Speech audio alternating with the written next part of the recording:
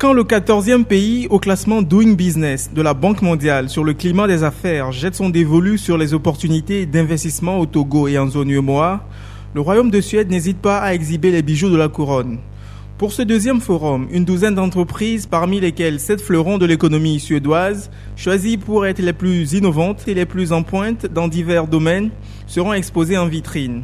Une opération de charme qui vise à vendre le Made in Suède, le savoir-faire de ce pays scandinave et surtout nouer des partenariats et des échanges avec les pays de la sous-région.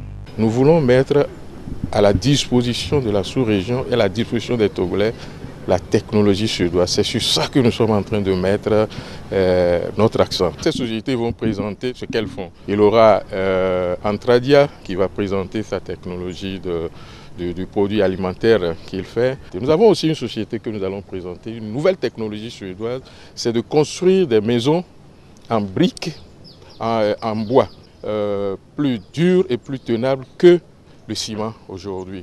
Vous avez votre maison en 2 semaines si vous voulez construire une maison présentement. Dans ce partenariat gagnant-gagnant que le Togo compte établir avec la Suède, l'assainissement du climat des affaires intervenu récemment avec l'adoption du Code des investissements, la loi sur la zone franche ou encore l'institution d'un guichet unique de création des entreprises ne sont pas de maigres atouts. Ces signaux positifs que donne l'économie togolaise ont motivé le choix du pays comme poste avancé de cette ruée des entreprises suédoises sur l'Afrique. Le Togo, par ailleurs, espère tirer le maximum de bénéfices de cette coopération pour le développement de son secteur privé, de ses PME et pour le reflux du taux de chômage. Nous sommes en train de mettre en place une coopération bilatérale avec la Suède. Depuis qu'ils sont arrivés, ils n'ont pas chômé. Ils ont eu à rencontrer beaucoup de services au niveau de la santé, de l'eau et autres. Et nous espérons, nous sommes confiants que nous allons faire beaucoup de choses ensemble avec la Suède.